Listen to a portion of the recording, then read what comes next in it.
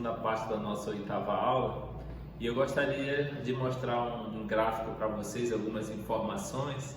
Nem todos os nomes vão estar nítidos aqui, porque à medida que os irmãos vão respondendo, vai aumentando o gráfico e diminuindo o nome dos irmãos. Mas para ninguém ficar de fora, eu vou tentar aqui, nomear um por um. Aqui no meu gráfico, Conceição Brito, depois Diná, depois Elisângela Mâncio. Aqui a Francilene aparece duas vezes, eu acho que ela fez o dela e do Brígido.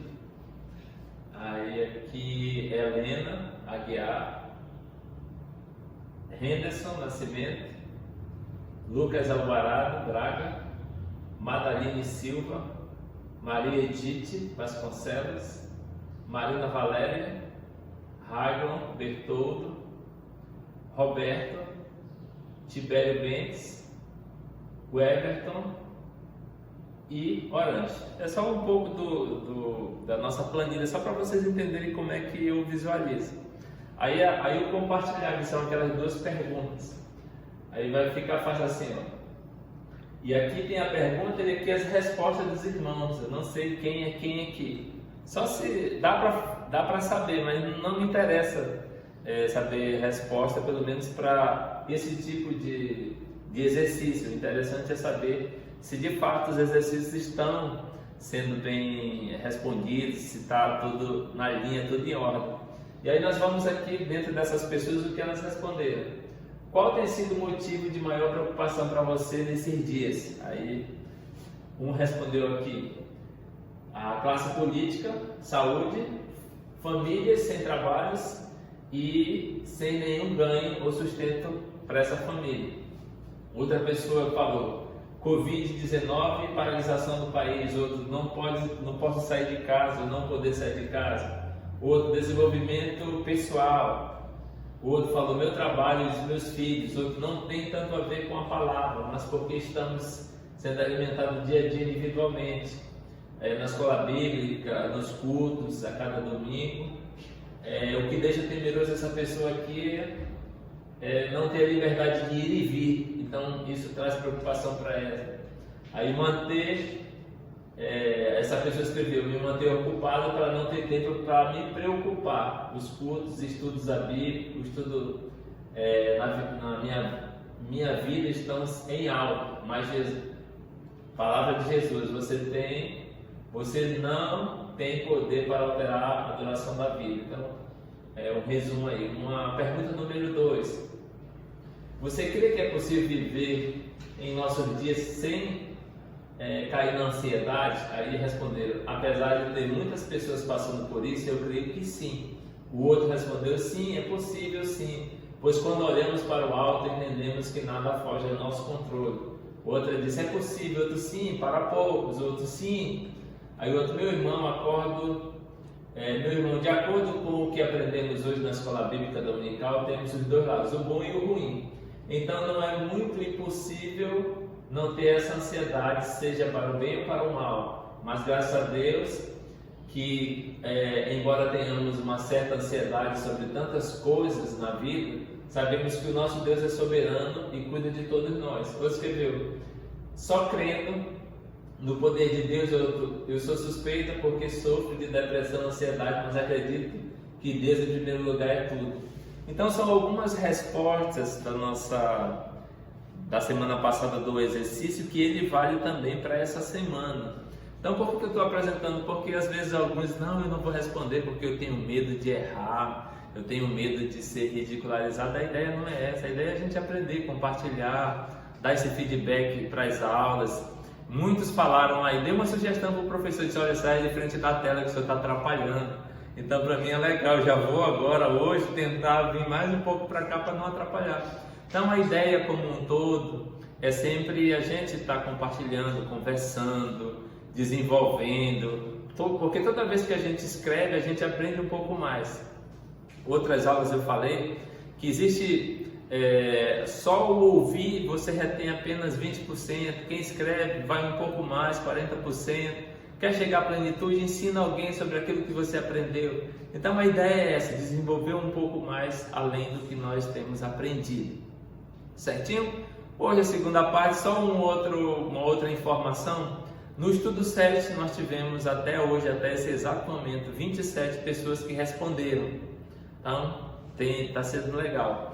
No estudo 8, que é esse de hoje, que eu passei o exercício da semana passada, nós temos 16 pessoas que responderam.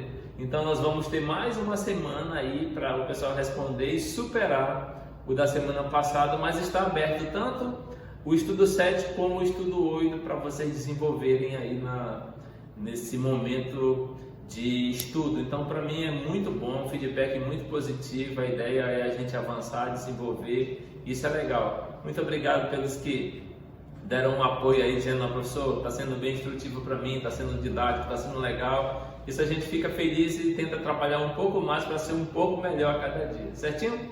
Vamos para a nossa segunda parte, vamos orar? Senhor, obrigado por esse momento, obrigado por tua bondade, obrigado por tudo que o Senhor vem fazendo por nós. Abençoa-nos, Pai, em todo o tempo. Te peço que não seja só um aprendizado intelectual ou um ensino intelectual, mas que o Senhor, através dessas palavras, através dos textos, através de todo esse contexto que estamos aqui, que o Senhor fale aos corações, que o Senhor nos ensine, que o Senhor nos faça a cada dia te buscar, te temer, depender de ti, saber que o Senhor, nada foge ao teu controle e que o Senhor é o que dirige todas as coisas. Muito obrigado pela possibilidade de aprendermos da tua palavra virtualmente. Obrigado por esse meio que o Senhor criou para que pudéssemos, Deus, ser atingidos e impactados com a tua verdade. É o que eu te peço, te agradeço em nome de Jesus. Amém. Então, vamos à segunda parte. Nós começamos sempre lendo o texto para a gente voltar novamente a entender do que nós estamos falando. Então, como eu falei nas outras semanas, grande parte do Sermão do Monte se escreve por blocos para que o entendimento seja mais claro. E esse primeiro bloco aqui no capítulo 6, a partir do 19, está falando os tesouros do céu. Olha o que diz a palavra: não acumuleis para vós outros tesouros sobre a terra, onde a traça e a ferrugem corroem e onde os ladrões escavam e roubam. Mas ajuntai para vós outros tesouros no céu, onde traça nem ferrugem corrói e onde ladrões não escavam nem roubam. Porque onde está o teu tesouro, aí estará também o teu coração. Segundo bloco: a luz e as trevas. São os olhos a lâmpada do corpo. Se os teus olhos forem bons, todo o teu corpo será luminoso. Se porém os teus olhos forem maus, todo o teu corpo estará em trevas. Portanto, caso a luz que em ti sejam trevas, que grandes trevas serão. Terceiro bloco: os dois senhores. Ninguém pode servir a dois senhores, porque ou há de aborrecer-se de um e amar ao outro, ou se devotará a um e desprezará o outro. Não podeis servir a Deus e às riquezas. Ansiosa solicitude da vida. O último bloco, que vem falando especificamente sobre o assunto que nós vamos entrar. Por isso vos digo: não andeis ansiosos pela vossa vida, quanto ao que haver de comer ou beber, nem pelo vosso corpo, quanto ao que haver de vestir. Não é a vida mais do que o alimento e o corpo mais do que as vestes? Observai as aves do céu: não semeiam, não colhem, nem ajuntam em celeiros. Contudo, vosso Pai Celeste as sustenta. Porventura não valeis vós muito mais do que as aves? Qual de vós, por ansioso que esteja, pode acrescentar um côvado ao curso da sua vida? E por que andais ansiosos quanto ao vestuário? Considerai como crescem os lírios do campo. Eles não trabalham, nem fiam. Eu, contudo, vos afirmo que nem Salomão, em toda a sua glória, se vestiu como qualquer deles. Ora, se Deus veste assim a erva do campo, que hoje existe e amanhã é lançada no forno, quanto mais vós outros, homens de pequena fé. Portanto, não vos inquieteis dizendo: que comeremos, que beberemos, ou com que nos vestiremos? Porque os gentios é que procuram todas essas coisas. Pois vosso Pai Celeste sabe que necessitais de todas elas. Buscai, pois, em primeiro lugar o seu reino e a sua justiça, e todas as coisas vos serão acrescentadas. Portanto, não vos inquieteis com o dia de amanhã, pois o amanhã trará os seus cuidados. Basta o dia o seu próprio mal. Então hoje nós vamos trabalhar sobre livrando-se da ansiedade. E para a gente dividir essa aula, eu destrinchei em 6 princípios, ou 6 pontos que vão nortear essa ideia de livrar-nos da ansiedade. Então nós sabemos que no nosso tempo, muito mais do que em outros, a ansiedade ela vem fazendo parte desse período histórico que nós chamamos de pós-modernidade. Só que Jesus, bem antes da pós-modernidade, ele vem falando sobre como nos livrar dessa ansiedade. Então, esses fatores eles são importantes porque o próprio Senhor Jesus ele vai traçando metas e informações que vão nos mostrando o que fazer. E aí, nós pensamos aqui nessa lição em 6 pontos que nos ajudarão a nos livrar da ansiedade. O primeiro, ajuntar tesouros no céu. Isso nos livra da ansiedade. Segundo, mudar a maneira de olhar. Terceiro, ter como o Senhor da vida aquele que é eterno. Quarto, crer no cuidado paternal de Deus. Quinto, buscar o reino de Deus como prioridade da vida e sempre viver um dia de cada vez. Beleza? Vamos a eles? Primeiro, ajuntar tesouros no céu. Eu fiquei pensando, como ajuntar tesouros no céu. Fiquei imaginando como é que eu posso ajuntar tesouros no céu. E aí, de repente, me veio à mente eu apresentar exemplos de como um cristão ele ajunta tesouros no céu. Aí me veio aqui, como ajuntar tesouros no céu? Existe um princípio aqui. O princípio é amar a Deus acima de todas as coisas e o próximo como a nós mesmos. Se nós cumprirmos esse mandamento do Senhor, nós vamos conseguir juntar tesouros no céu.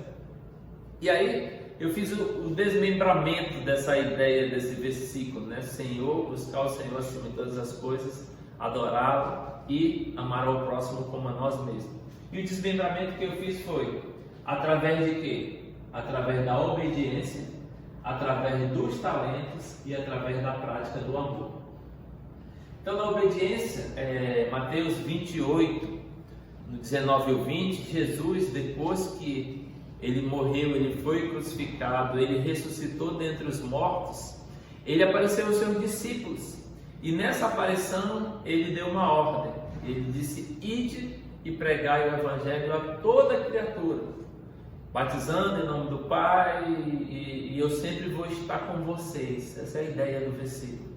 E aí Jesus ele ensina que cada um de nós precisamos ser obediente, amar a Deus acima de todas as coisas e o próximo como a nós mesmos. Então são um mandamento que tem 2 informações e que nessa obediência a gente acaba cumprindo os 2. Uma segunda informação é sobre os talentos. Lá em Mateus 25, de 14 a 29, como é que nós vamos amar a Deus acima de todas as coisas, amar ao próximo e ajuntar tesouros no céu? A Bíblia nos ensina que cada um de nós, quando nós nascemos de novo, quando Deus nos deu uma nova vida, uma mudança de perspectiva, de rota, em que nascemos de novo, somos selados pelo Espírito Santo. E quando somos selados pelo Espírito Santo, esse Espírito Santo habita em nós. E Deus nos dá dons e talentos. E aí Jesus, ele contando uma parábola sobre os dons e sobre os talentos, ele é muito enfático em apresentar a nossa ação. Lembra? Ir de pregar o Evangelho, aqui é como se fosse uma ilustração do que aquilo que Jesus está nos ordenando, fazendo acontecer, que é a parábola dos dons e talentos. E essa parábola diz que, de repente, o senhor de uma grande nação, ele foi até alguns servos e disse, olha, eu vou precisar viajar. e eu vou te dar 5 talentos. E aí você utiliza esses 5 talentos para desenvolvê-lo. E depois ele deu para outra pessoa 2 talentos e depois deu para um. E aquele que Deus deu 5 talentos, aquele senhor que representa Deus, quando ele voltou, tinham outros 5 talentos. Então ele desenvolveu 10 talentos. O outro que tinha 2 desenvolveu mais 2, então ficou com 4 talentos. E o outro que tinha 1 ficou com tanto medo da cobrança, da responsabilidade que foi posta diante dele, e que ele enterrou aquele talento. E quando o Senhor voltou, ele desenterrou e entregou para ele. Aquilo que Jesus estava falando por parábola, ele estava dando um indicativo da nossa vida. Qual é o indicativo que Jesus estava ensinando? Cada um de nós recebemos dons e talentos que Deus nos deu. Nós não sabemos a quantidade deles, mas Ele nos deu. E aí, nós só vamos sair da ideia de desenterrar esse talento, que alguns acabaram enterrando, quando nós tivermos a coragem de seguir em frente, de amar a Deus acima de todas as coisas e o nosso próximo. Então, quando nós trabalhamos assim, quando Deus nos dá a possibilidade de ter essa visão, essa perspectiva, nós começamos a desenvolver. Então, muitos dos irmãos têm várias histórias de como começaram a sua caminhada cristã. Eu tenho a minha. Já falei algumas vezes e eu vou falar novamente. Quando eu cheguei na igreja, eu realmente me converti, entrei na sala de catecúmenos, comecei a aprender. Graças a Deus eu lia muito a Bíblia e por conta disso eu consegui sair mais rápido da sala dos catecúmenos, até porque eu já era batizado e já tinha feito profissão de fé. E aí o que aconteceu? Rapidamente Deus, através do Espírito dele, me deu essa possibilidade de sair dali, daquela base principal que era o catecúmenos que todos nós devemos, quando chegar na igreja, aprender e desenvolver. Aí eu fiquei na igreja e disse: e agora, o que eu vou fazer? Aí de repente uma irmã me convidou: olha, irmão, tem aqui na escola bíblica a sala do berçário e ninguém quer ficar no berçário. Aí ele disse: eu quero, irmã, eu quero ser seu auxiliar, quero aprender, eu não sei de nada. E aí, mas eu quero fazer alguma coisa para Deus, porque eu entendi que eu devo cumprir esse ID. E o ID que chegou na minha mão agora foi esse, e eu quero cumprir. Com um pouco conhecimento bíblico, uma pouca ideia de como funcionava a igreja, qualquer coisa assim, mas com o conhecimento mínimo da Bíblia, ele me apresentou isso. Então, faça isso. E eu comecei em 1996, tem uma longa data. Em 96 eu comecei a trabalhar como auxiliar de uma irmã. Ela me ensinou a música do Telefone do Céu. O telefone do céu é a oração. Então, isso a gente ensinava para as crianças, cuidava, não só cuidar, mas a gente também instruía. Isso é legal, criança de 1 ano, de alguns meses, 6, 8 meses, a gente desenvolvia um trabalho com elas. E com o passar do tempo, não me recordo, mas eu acho que eu trabalhei com a classe de júniores. E aí eu fiquei com uma classe durante um tempo e depois me chamaram para trabalhar com adolescentes. Eu fui professor auxiliar durante muito tempo. Depois eu assumi a sala. Depois eu trabalhei com os adultos na igreja. Depois eu trabalhei voltei novamente para os adolescentes. Durante muito tempo eu trabalhei com adolescentes. Depois eu fui para a sala de mocidade, dei aula lá durante o tempo de mocidade. Depois me chamaram para voltar para dar aula para os adultos. Então, querendo ou não, foi um talento que Deus me deu, mas eu não sabia.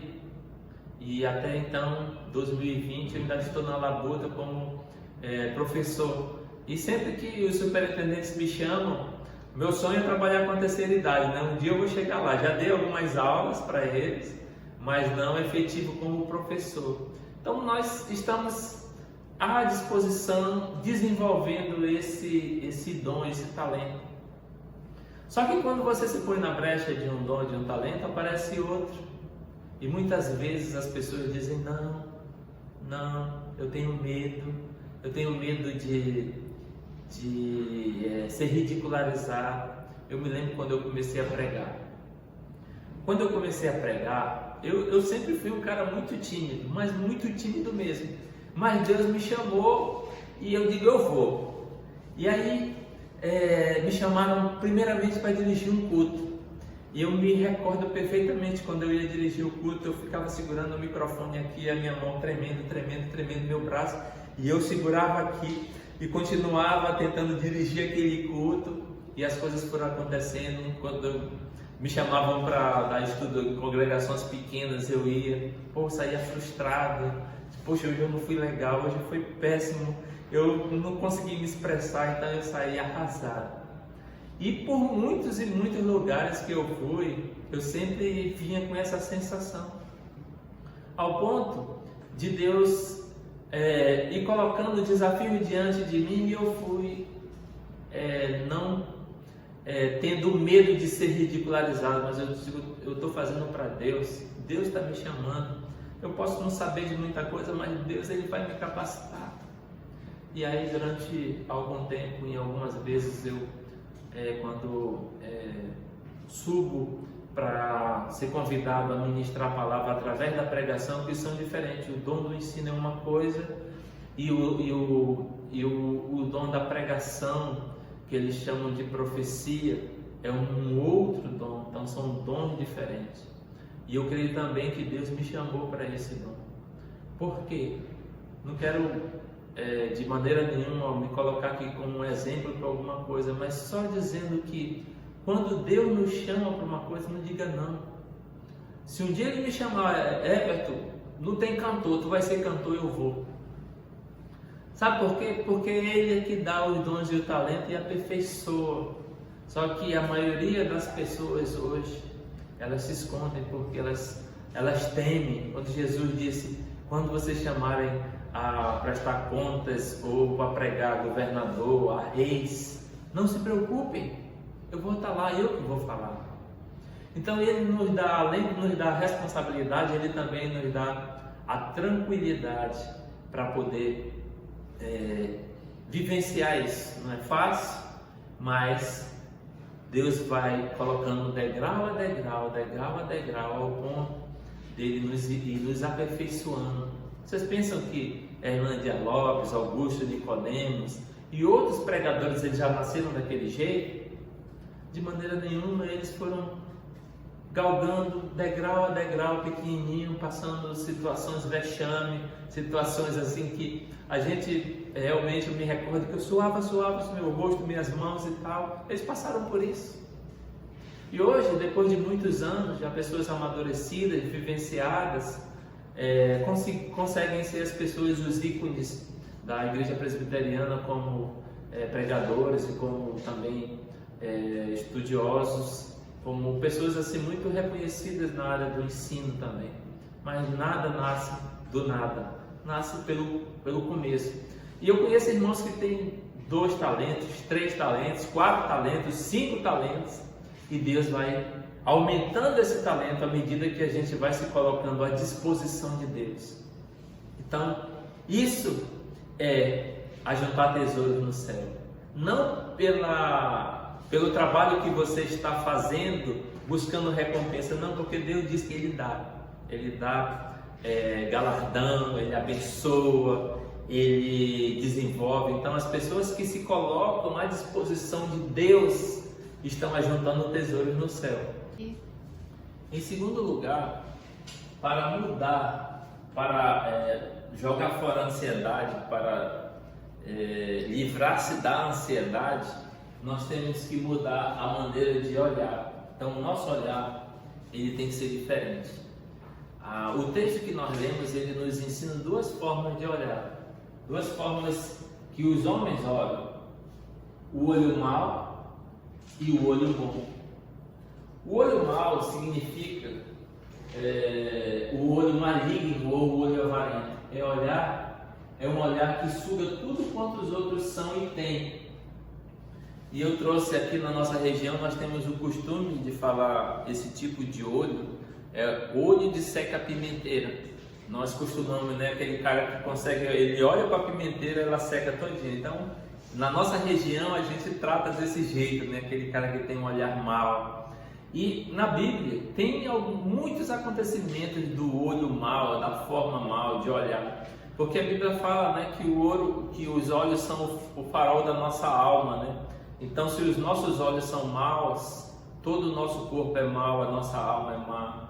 Então, tudo isso tem a ver com a forma que nós olhamos para as circunstâncias e olhamos para as coisas. Tem pessoas que elas conseguem verificar essa questão do olhar mau e conseguem trazer uma maldade muito grande, tanto para ela quanto para as pessoas. Eu vou destacar dois aqui, um que trouxe para si e um que trouxe para os outros. Aqui nós temos o Adonias. Adonias era filho de Davi. Vocês lembram naquele momento em que Davi estava no final da vida, estava na velhice? E Adonias, ele era o próximo na linhagem, ele seria o substituto do rei legalmente. Só que o rei já tinha feito promessa há muito tempo com relação a Salomão. Salomão iria reinar. Mas Adonias não esperou o pai se pronunciar e ele já entrou em ação. E quando ele entrou em ação, ele chamou pessoas que faziam parte do exército de Davi, líderes estratégicos. Ele chamou Joabe, ele chamou um sacerdote, ele chamou algumas pessoas e fez uma festa. E aí o profeta Natan foi lá com Davi e disse: Davi, o Adonias vai ser o rei de Israel. Aí Davi: não, eu não me pronunciei ainda. E quando ele estava falando, chegou a Betseba: mas Davi, eu tinha prometido o trono a Salomão. E aí Davi foi, ungiu Salomão e o fez rei. E com isso apresentou-se a Adonias como uma pessoa que teve uma atitude errada, porque era necessário o rei se pronunciar. É como se ele fosse um traidor, alguém que tentou usurpar o trono antes do dono do trono passar o bastão. E aí, com esse fato, Adonias, ele pegou na ponta do altar. As pessoas que pegavam na ponta do altar significavam que elas estavam contritas e pedindo perdão. E foram falar para Salomão, que agora é rei. Disse: Salomão, Adonias está pegando na ponta do altar. E ele significa que ele está pedindo perdão de tudo que ele fez. E o Salomão disse: se ele for um homem de bem, ele não vai morrer. E com isso Salomão o perdoou. Aí, aparentemente é um texto que às vezes a gente entende só com relação ao desejo de uma mulher, mas isso não tem a ver com isso. Inclusive até uma irmã me perguntou há muito tempo atrás sobre esse texto: poxa, por que Salomão não deu a sunamita para Adonias? É só uma mulher. Salomão tinha tantas. O que aconteceu? Davi, antes de falecer, as pessoas do rei, os seus ministros, trouxeram uma moça chamada Sunamita, né? Ela tem um nome, eu esqueci agora. E aí essa Sunamita, ela ficou com Davi, só que eles não tiveram relações sexuais. Ela ficava próxima do rei, atendendo, aquecendo a cama dele e tal.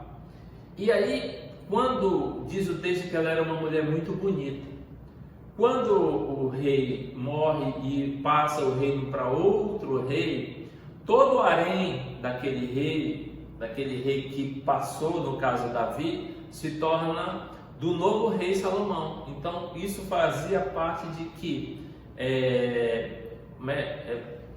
chancelava a passagem de um reino para o outro. Aquilo era como se fosse, mostrava que de fato ele era rei.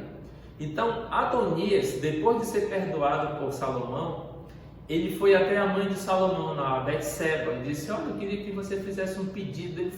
Ele na verdade induziu Betseba, ela não sabia possivelmente dessa intenção do coração de Adonias. E foi lá e disse: pede de Salomão a sunamita para mim. E aí não, pode deixar, eu vou lá pedir Salomão. Aí a Betseba chegou com Salomão, meu rei e tudo. Aí o rei pede, mãe, o que a senhora quiser eu vou lhe dar. Ela disse, dá a sunamita para Adonias. Aí o rei ficou irado e disse, isso não pode acontecer. A senhora não quer também dar o reino para ele, já que ele é meu irmão mais velho? Porque Salomão sabia exatamente quais as intenções de Adonias. Já pensou se ele desse a sunamita para Adonias? O povo ia dizer, quem é o rei? É Adonias ou Salomão? Então isso era uma afronta direta ao reino. Por quê? Porque ele tinha os olhos maus. O olho dele era, eu preciso mostrar para os outros que eu sou rei. Fiz uma vez, fui perdoado, mas isso não foi suficiente. Eu vou atentar contra o reino novamente. E Salomão disse, ele não merece viver, ele vai morrer. Salomão matou Adonias. Então, o olho mau de Adonias trouxe um problema para ele. Mas nós temos uma outra pessoa dentro desse mesmo contexto histórico da família de Davi, chamado Jonadab. Jonadab era sobrinho de Davi. Jonadab era uma espécie de conselheiro. Ele estava ali entre os filhos de Davi, ele estava entre os primos dele. Teve um episódio de Aminon e Tamar, onde Aminon começou a ter um desejo muito forte de ter Tamar, a irmã, meia irmã dele. Então ele queria Tamar, dizendo ele que amava Tamar, que gostava de Tamar e que ele não conseguia mais segurar o desejo por Tamar. E o Jonadab, um homem sagaz, vendo toda essa situação, chegou lá com Aminon e disse, Aminon, por que tu está emagrecendo de um dia para o outro? O que está acontecendo com o filho do rei? E o filho do rei colocou tudo isso. E Jonadab montou uma estratégia para que a Tamar caísse nos colos de Aminon. Diz para o rei que tu está doente, diz para o rei que tu está numa situação difícil, o rei vai vir te visitar porque você está doente. Aí peça do rei que Tamar venha trazer comida para você, porque você só vai comer se for pelas mãos de Tamar. Mas isso era uma estratégia, isso era uma estratagema para levar Tamar para os colos de Aminon de um caminho totalmente diferente do que seria o legítimo. Porque a própria Tamar disse, pede para o meu pai, ele não vai te negar. Eu vou me casar contigo se meu pai autorizar, ele não te nega. Só que ele não quis. Ele simplesmente trouxe aquela moça para o leito dele, pediu para todo mundo sair, com a orientação, com a artimanha. O texto chama ele de astuto. Jonadab era um homem astuto e ensinou como Aminon tinha que fazer. Aminon, ele vai ser culpado pelo que ele fez e foi culpado pelo que ele fez. Mas eu quero destacar o Jonadab. E o Jonadab aprontou essa, e nós sabemos do incesto, nós sabemos do estupro, nós sabemos de tudo que aconteceu, uma coisa horrível. Em outra situação aparece Jonadab na história. Jonadab viu que Absalão está virado contra esse acontecimento. E ele viu quando Absalão chamou todos os filhos do rei para fazer a tosquia das suas ovelhas. E ele viu quando o Absalão falou com Davi, eu quero que todos os filhos de você venham, Davi. E você também, Davi. Não, você é muito pesado, deixa só o pessoal. Por que levar Aminon? Ele disse, não, Aminon é meu irmão, eu quero que ele vá. E quando o Absalão manda matar o Aminon, chegou a notícia do rei que todos os filhos do rei foram mortos. E Jonadab disse, não, rei, não foram todos os filhos, foi apenas Aminon. Então era alguém que estava no palácio, alguém que estava próximo das pessoas, mas os olhos deles eram maus. Os olhos dele via tudo que estava, ele tinha essa percepção de tudo que estava acontecendo no reino. Mas ao invés de trazer orientações e que trouxesse benefícios aos primos, às pessoas que estavam próximas dela, ele poderia ter carinho por Aminon, por Tamar, por Absalão, por Aminon de novo, né? Porque ele poderia, Aminon não vai, o Absalão vai te matar, todo mundo sabe, o reino todo sabe que o Absalão nutre um ódio terrível contra ti. Mas ele ficou caladinho, Ele deixou o circo pegar fogo. E muitas vezes nós somos como nós pensamos, os nossos olhos acabam sendo maus para a vida das pessoas, querendo que elas quebrem a cara, que dê errado, que aconteça o pior. E nós, como servos de Deus, nós também somos responsáveis por todas as pessoas. Os nossos olhos não podem ser maus. Os nossos olhos não podem ser maus para os filhos dos nossos irmãos, para os nossos irmãos, para a família dos irmãos. Se estamos vendo as coisas indo de mal a pior na família ou na vida de uma pessoa, nós temos que chegar e ser esse agente dos olhos bons, ser esse agente do bem, ser essa pessoa que vai trazer um alento, uma palavra, uma orientação, um cuidado, tentar desviar aquela pessoa do mal. Mas o olho mau, ele não se contenta com a bondade e com nada que possa acontecer de bom entre as pessoas. E em Provérbios, ele fala, um texto de Provérbios no capítulo 6, ele fala uma coisa muito interessante que eu gostaria de ler com vocês. Provérbios capítulo 6, abra aí sua Bíblia. Provérbios 6, versículo de 16 a 19, tem uma advertência aí do próprio Salomão, né? Tá tudo em família. Então, Provérbios capítulo 6, ele fala 6:16. Conseguiu abrir aí? 6 de 16 até o 19. Diz o texto assim: 6 coisas o Senhor aborrece, e a 7ª a sua alma abomina. Primeira coisa, olhos altivos. 2ª, língua mentirosa. 3º, mãos que derramam sangue inocente. 4º, coração que trama projetos iníquos. 5º, pés que se apressam a correr para o mal. 6º, testemunha falsa que profere mentiras. E 7º, o que semeia contenda entre os irmãos. Tudo isso está dentro da história de Jonadab. Olhos altivos, planejamento iníquo, semeia contenda entre os irmãos. E às vezes nós somos surpreendidos com atitudes e ações Jonadab. Não podemos ter os olhos maus, nós temos que ter os olhos bons, porque os olhos são lâmpadas do corpo.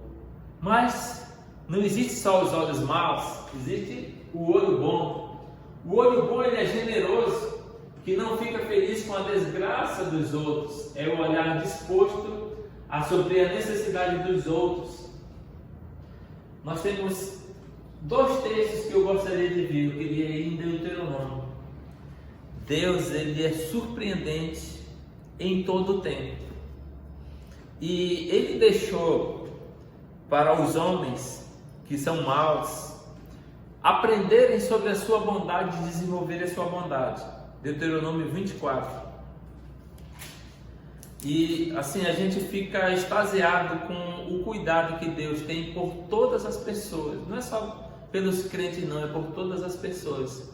E me choca muito e me alegra e me deixa feliz quando Deus cuida de 3 classes, que elas representam todas as classes dos injustiçados, das pessoas que não têm possibilidade nenhuma. Ele fala do estrangeiro, ele fala do órfão e ele fala da viúva. São 3 classes que, se você pegar a Bíblia toda, do início ao fim, Deus está lembrando dessas pessoas. E é muito interessante a providência que ele dá para essas pessoas no momento em que elas mais precisam. Deuteronômio 24, 19 a 22. Diz assim o texto: quando no teu campo cegares a messe e nele se esqueceres um feixe de espiga, não voltarás para tomá-lo. Para o estrangeiro, para o órfão e para a viúva será, para que o Senhor teu Deus te abençoe em todas as obras das tuas mãos. Quando sacudires a tua oliveira, não voltarás a colher fruto dos ramos. Para o estrangeiro, para o órfão e para a viúva será. Quando vidimares a tua vinha, não tornarás a rebuscá-lo. Para o estrangeiro, para o órfão e para a viúva será o restante. Lembrar-te-ás de que foste escravo na terra do Egito, pelo que te ordeno que não faças isso. Então, como o povo de Deus era um povo de agricultura também, Deus se preocupava muito. As laterais do campo, ele dizia que, olha, nessas laterais você não vai colher nada. Essas laterais são as pessoas que estão passando, o órfão, o estrangeiro e a viúva. As pessoas que têm dificuldade de se alimentar, é para eles. Se você porventura coletar os frutos de uma determinada plantação sua e você botar num cesto e você esquecer, ir para sua casa de repente, puxa, esqueci, deixe lá, porque é para o órfão, para a viúva e para o estrangeiro. Então Deus tem cuidado com isso. Isso mostra os olhos bons de Deus. E Ele ensina para nós os olhos bons. Nós temos que ter os olhos bons para a sociedade. Nós temos que olhar para os outros, olhar para as pessoas, olhar para tudo que acontece ao nosso redor e saber que Deus tem esse olhar e Deus quer que tenhamos esse olhar. O texto que eu li lá de Mateus dizendo: estive nu e me vestisse, estive com fome e me deste de comer. É justamente isso que Deus faz. É isso que Deus nos ensina para sermos. Nós, como servos de Deus, nós temos que ter os olhos bons. O nosso olhar, o nosso farol, ele tem que ser bom. Nunca devemos nos deixar olhar pelos olhos maus, pelo olho de seca-pimenteira. Existe muito aqui na nossa região. Bateu o olho, a pimenteira secou, mostra que existe um olho muito mau por trás disso aí. E por fim, dentro desse mesmo contexto, temos aqui Jó 42:10. Vocês lembram da história em que os 3 amigos de Jó falaram muita coisa ruim sobre Jó, dizendo que Jó tinha pecado contra Deus, enquanto Jó não tinha pecado. E aí Deus pede para que Jó ore pelos seus amigos, que naquele momento não eram inimigos, mas foram pessoas que machucaram muito ele.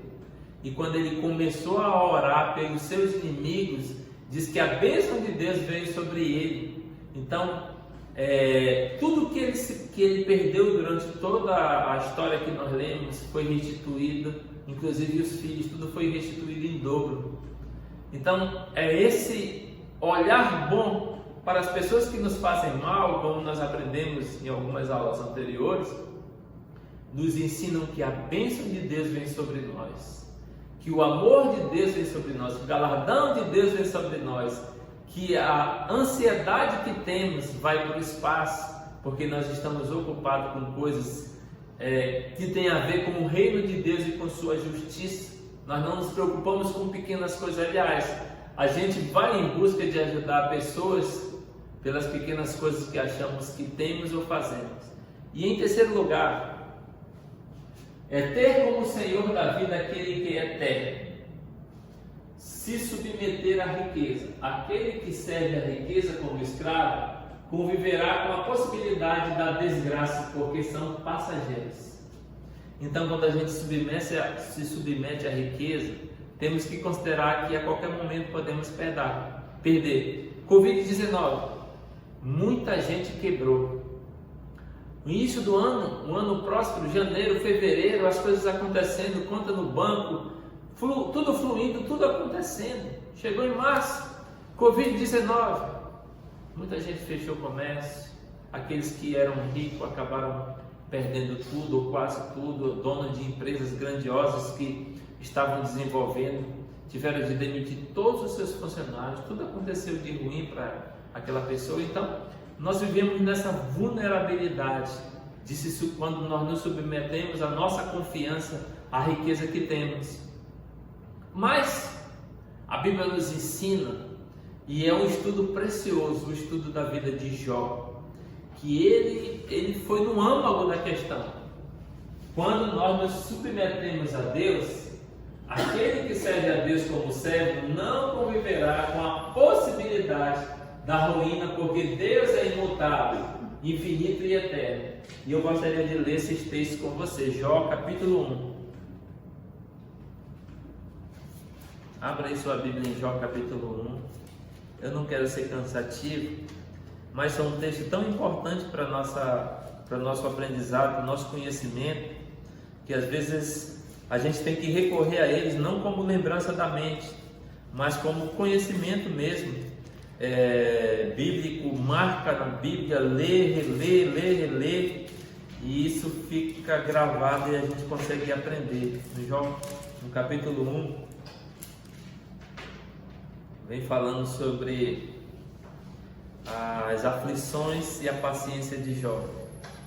Deixa eu ler aqui. As aflições e a paciência de Jó, a partir do 13. Diz assim: sucedeu um dia em que os filhos e as filhas comiam e bebiam vinho. Não é a partir daí.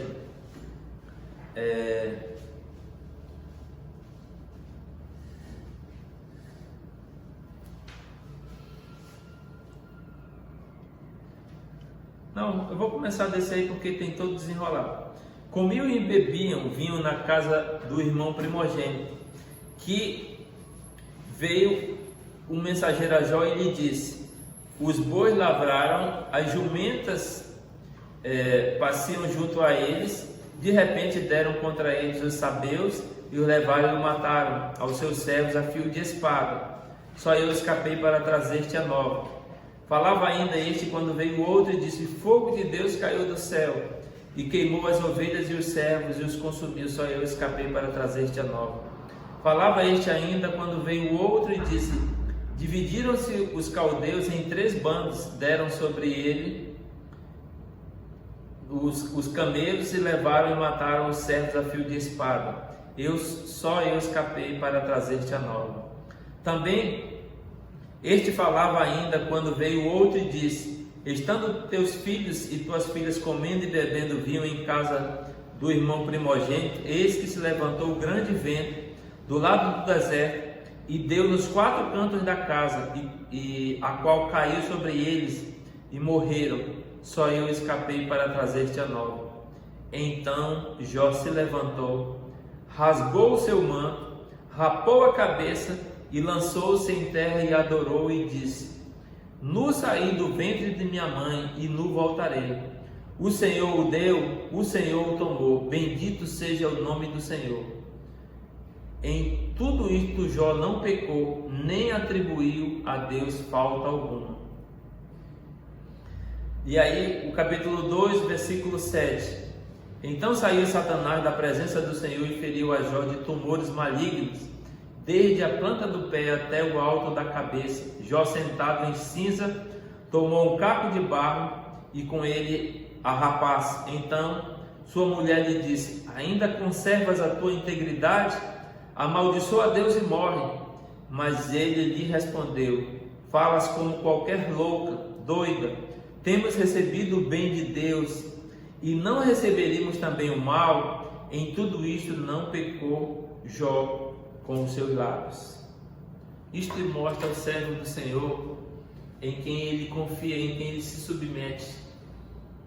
Ele não se submete à riqueza que ele tinha, ele não estava preocupado. Deus o abençoou de fato, trabalhou, o abençoou e ele desenvolveu. Foi um homem muito próximo, tinha filhos que serviam a Deus. O texto vai mostrando o que ele fazia também pelos filhos. Ele acordava cedo, ele oferecia holocaustos, ele orava. Então era um homem realmente que tinha o coração de Deus, que Deus o abençoou e tornou-o próspero.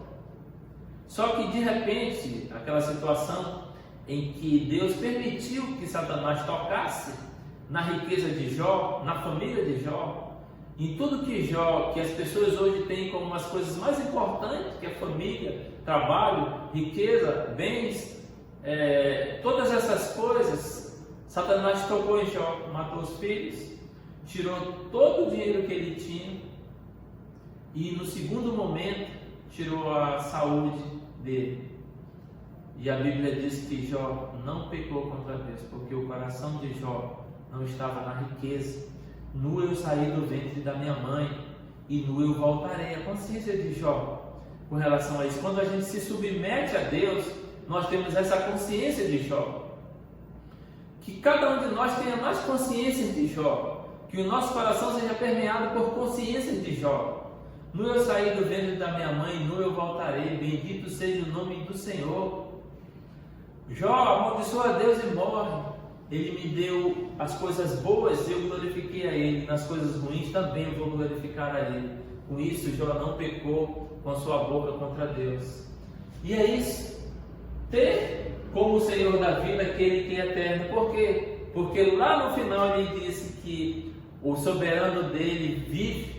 E ele disse: antes os meus olhos só te viam, Deus. Hoje, antes eu só contemplava a Ti com conhecimento, hoje os meus olhos te veem.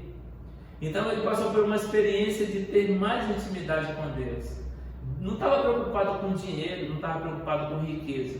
Entretanto, que Deus quis dar o dobro do que ele tinha lá no final, em Jó 42, e ali deu muitos anos de vida para ele também. Então Deus o abençoou sobremaneira. Ele não estava atrás disso, ele só estava sendo fiel a Deus e consequentemente Deus o abençoou sobremaneira. Em quarto lugar, crer no cuidado paternal de Deus. Observai as aves do céu, não semeiam, não colhem, nem ajudam em celeiros, contudo Deus as sustenta. Você vale mais do que uma ave. Aí nós trouxemos o exemplo de Elias e os corpos. Quando Deus quer te abençoar, te guardar, Ele move o mundo. A natureza é de Deus, o mundo é de Deus, tudo é de Deus. E quando Ele disse para Elias: Elias, vai lá, anuncia para o rei que vai vir período de escassez e vai para o deserto que eu vou autorizar os corvos a te sustentarem. Isso é loucura para nós. A gente não consegue entender os corvos. Os corvos levavam um alimento diário para Elias. Isso mostra que Deus sabe da nossa necessidade. Eu acho que é um provérbio, é um salmo que diz que o servo de Deus ele não anda a mendigar. Nunca. O escritor disse: eu nunca vi um servo de Deus a mendigar pão. E é isso, às vezes as pessoas estão atrás de tanta coisa, mas Deus tem cuidado de ti, Deus cuida de ti. Um outro episódio que o texto fala: considerai os lírios do campo, não trabalham, nem fiam, nem contudo, Salomão em toda a sua glória se vestiu assim. Deus vestirá o homem, Deus te vestirá homem de pequena fé. Aí a gente lembra daquele episódio de Eliseu e a viúva. O marido daquela viúva era um dos discípulos de Eliseu, era um servo, ele tinha dívidas. E de repente aquela viúva foi até Eliseu e disse: Eliseu, os homens querem vender meus filhos para pagar as dívidas, vão fazê-los escravos. Você sabe que ele foi teu discípulo, que ele servia a Deus, que ele cuidava das coisas de Deus, ele era um homem reto diante de Deus, um homem íntegro. E agora vai acontecer isso com a nossa família. E o Eliseu: não vai acontecer não, porque Deus tem cuidado de vocês. E Deus vai abençoar vocês. O que você tem em casa? Eu disse: eu tenho azeite, um pouco de azeite. Vai lá e empresta a panela de todas as tuas vizinhas, até não querer mais muita panela. E entra no teu quarto junto com o teu filho e vai enchendo todas essas panelas, todas essas vasilhas desse azeite. E Deus abençoou ao ponto de eles encherem muitas panelas. E a partir dali, quando aconteceu isso, que acabou todas as panelas de serem cheias pelo azeite, o Eliseu diz: vai lá, vende, paga a tua dívida e te sustenta até o final da tua vida com o que sobrou. Então, para você ter ideia da prosperidade que Deus veio a essa mulher, a essa esposa de um servo de Deus, a uma serva de Deus, e aos filhos que ela tinha, que eram também servos de Deus. Por isso que o cuidado paternal de Deus, ele sempre nos acompanha, ele sempre cuida de nós. Nós muitas vezes queremos resolver as situações da nossa maneira. Nós temos que resolver as situações da maneira de Deus. Deus nos ensina isso. A minha maneira é melhor. Não fique ansioso por coisa alguma. Vê as aves, eu dou alimento para ela. Vê o lírio do campo, que hoje está vivo e amanhã é lançado no fogo. Eu também cuido deles e eu também o abençoo. Salomão nunca vestiu uma roupa tão nobre, tão perfeita quanto os lírios dos campos. E é isso que Deus nos ensina. Então, Deus sabe da nossa necessidade, só que nós precisamos pedir: Deus, o Senhor conhece a minha necessidade, e Deus é Pai. Deus, Ele vai cuidar de ti, Ele vai te abençoar. E em quinto lugar, nós temos aqui: buscar o reino de Deus como prioridade da vida. Deus em primeiro lugar. Buscar o reino de Deus e aceitar a sua vontade anula preocupações, pois Ele cuidará das necessidades da nossa vida. Antes de Josué e Neemias iniciarem as suas missões, eles buscaram a Deus acima de todas as coisas. Por exemplo, quando Josué foi colocado para ele assumir a liderança que Moisés tinha falecido, Deus deu instrução para ele: lê a Bíblia todos os dias e ensina a esse povo. Isso é a regra do sucesso. Era o que ele ensinou. Então, buscai a mim em primeiro lugar, e todas as coisas vos serão acrescentadas.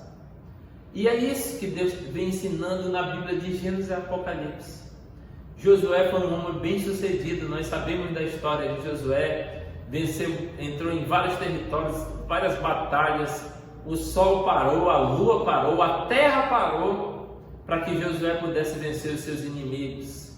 Então, Deus fez tudo isso por quê?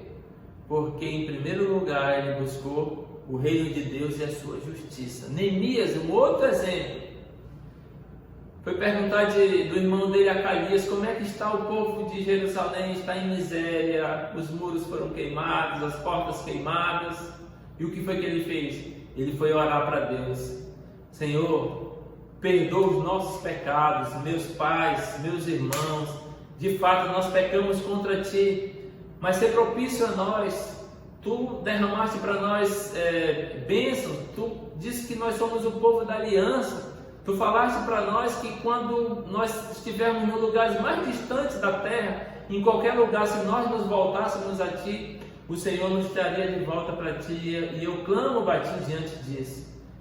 Buscou o reino do céu e a sua justiça, e todas as coisas nos foram acrescentadas. Em poucos dias construíram o muro de Jerusalém, trouxeram pessoas para habitar em Jerusalém. Ele trouxe o livro da lei, eles leram, eles se alegraram, eles choraram, eles repartiram porções, eles organizaram novamente o reino. Aquele povo voltou do cativeiro.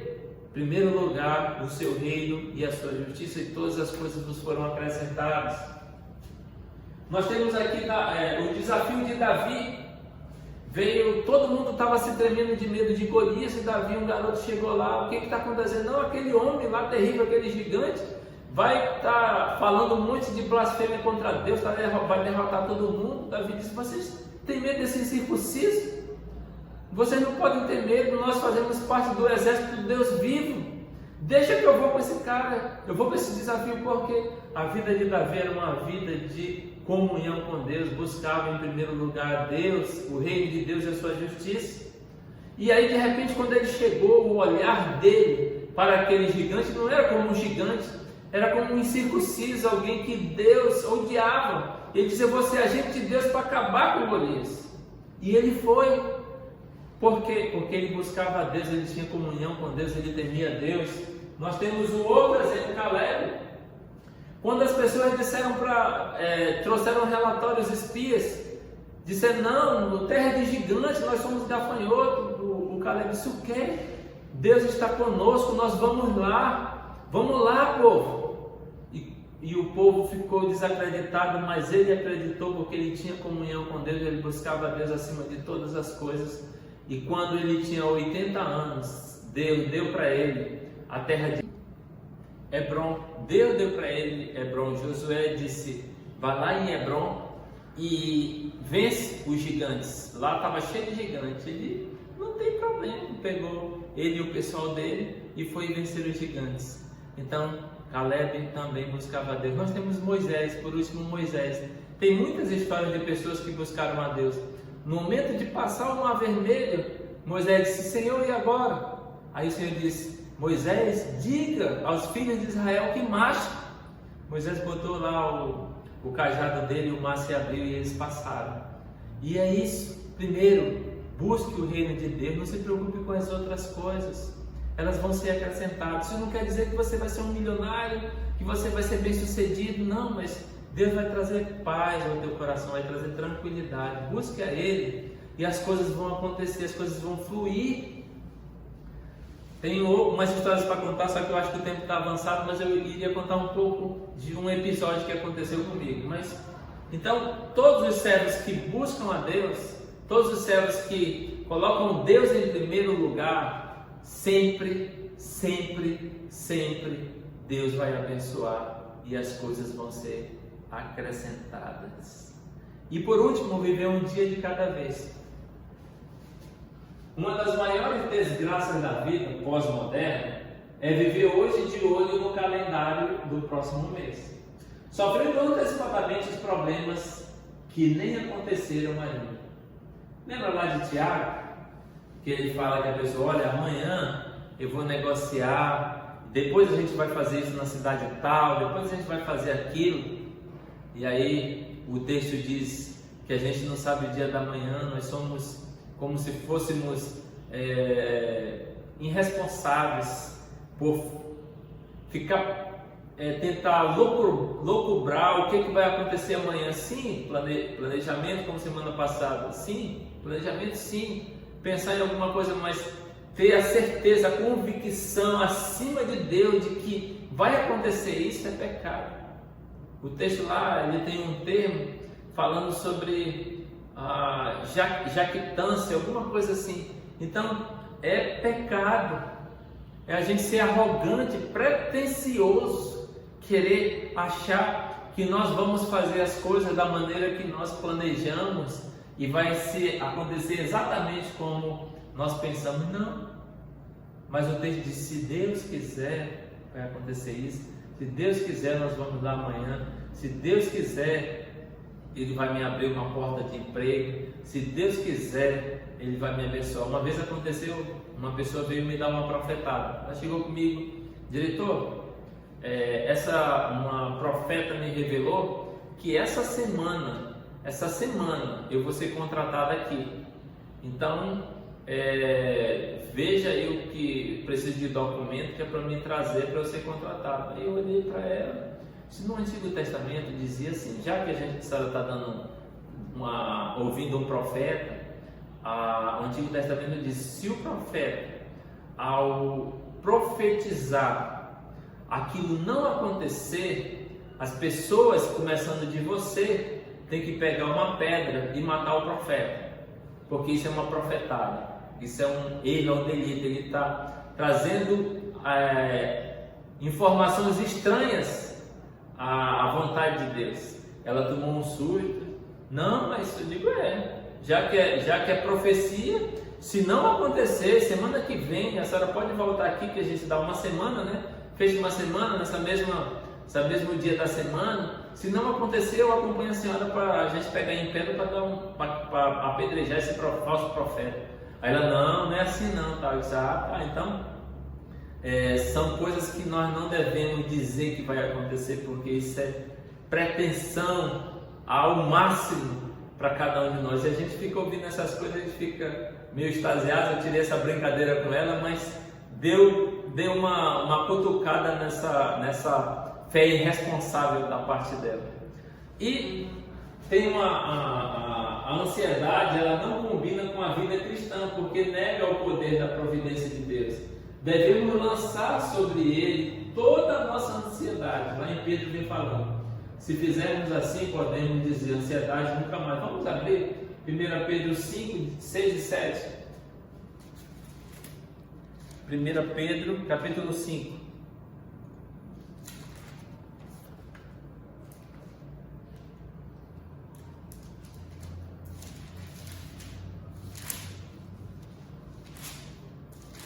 Versículos 6 e 7, 1 Pedro 5, 6 e 7, diz assim o texto: humilhai-vos, portanto, sob a poderosa mão de Deus, para que Ele, em tempo oportuno, vos exalte, lançando sobre Ele toda a vossa ansiedade, porque Ele tem cuidado de vós.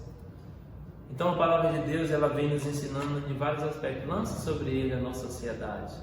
se nós estamos ansiosos, se nós estamos passando por um momento difícil. Nós vimos na primeira aula a questão de doença mesmo. Existe uma doença, existe algo que não é doença, que a gente vai se corroendo por dentro, por tentar resolver coisas que a gente não pode.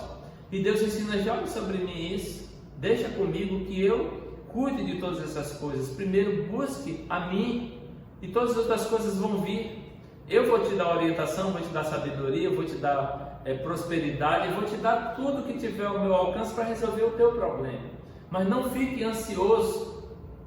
E eu gostaria de fechar, que vocês virassem a Bíblia de vocês, que é as armas que o dia mal aparece na nossa vida e as armas que nós temos que lutar contra o dia mal. Porque como nós devemos viver um dia de cada vez, nós devemos entender que na nossa caminhada vem o dia mal. A Bíblia nos ensina, diz, o dia mal ele vem. E em Efésios, no capítulo 6, de 13 a 18, diz como que nós devemos nos armar ou nos preparar contra o dia mal. Efésios 6,13 diz assim: portanto, tomai toda a armadura de Deus para que possais resistir no dia mau, e depois de teres vencido tudo, permanecer inabaláveis. Estai, pois, firmes, cingindo-vos com a verdade e vestindo-vos com a couraça da justiça. Calçai os pés com a preparação do evangelho da paz, embraçando sempre o escudo da fé, com o qual podereis apagar todos os dardos inflamados do maligno.